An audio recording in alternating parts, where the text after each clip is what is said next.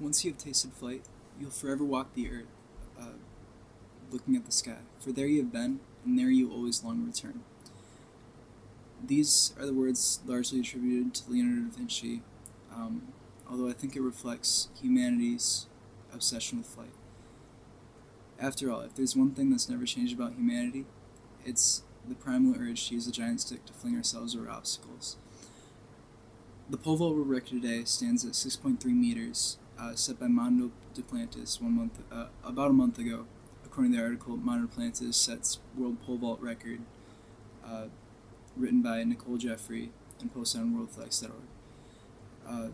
To understand just how monumental this achievement is, I think we should look back at the humble beginnings of pole vault and its evolution over time. To do this, I'm going to use a chronological strategy, starting with the beginning of pole vault, moving through the evolution of pole vault in the 1900s, and then finishing with today's pole vault. Now, to get us started here, we're going to look at the ancient Egyptian, the Celtic, and the ancient Greek origins of pole vault. Now, between the ancient Egyptian and the Celtics, they both primarily use pole vault as possibly a way to get over obstacles in their daily lives, such as for the ancient Egyptians, irrigation canals, and for the Celtics, complicated terrain, rocks, trees, stuff like that, waterways. These are the suggested histories put forth by Illustrated History of the Pole Vault by Jane Johnson, and the article went on to talk more about. This is an example of like what the Celtics and ancient Egyptians might have done, and interestingly enough, it's very similar to a drill that we do with beginner pole vaulters. Now, the ancient Greeks surprisingly didn't use pole vault as a competition, but instead more used it as a way, or as a war technique. In this photograph of Vase, this man is trying to vault up onto the horse using a spear. Now, in more modern eras, you can see this is from 1859. It's an illustration of the Princeton Gymnasium, and in the 1800s is kind of where competitive pole vault for height really originated and began being competed. And on that note, now that we know kind of where pole vault for distance and pole vault for height and the early versions of pole vault came from, we can start looking at how technique and technology really revolutionized the sport. So this first video is from 1924, and he's using a solid ash pole, which does not bend very much and makes the takeoff very abrupt, and there's not much power off the top of the vault. You can see how he kind of just falls off the top of the pole. And this next video is 1954. In this video, he's going to be using a steel pole, and the steel pole is going to bend just a little bit, make it a little bit better, and you can see how much more speed he takes off the top.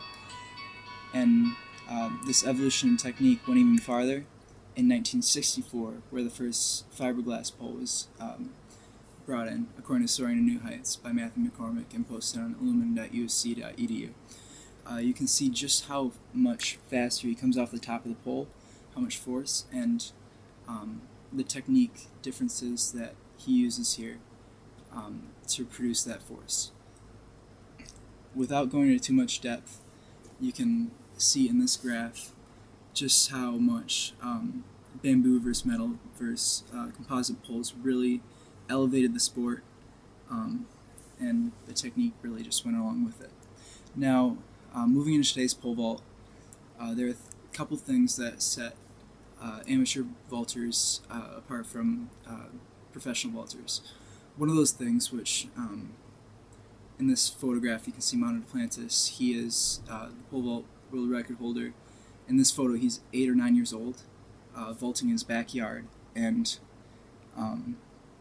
according to Mechanics of the Pole Vault by Peter McGinnis, posted on large.stanford.edu, one of the main deciding factors of who's good at pole vault is like patience and being willing to do the sport for a long time and advance it that way. This is his 6.3 meter world record, which he set this year. You can see just how much different that is from the 1964 example. 20 feet 8 inches. Now, this would not be possible without the ingenuity and the advancements made in technology, and I hope that knowing a little bit more about the sport will help you enjoy watching it more. And if you're interested in learning more about the sport, you can check out World Athletics. I'm not completely sure what the schedule is for the winter here, but I'm sure there are going to be plenty of meets and plenty more records to come for Mount Atlantis. So if it interests you at all, I encourage you to check it out.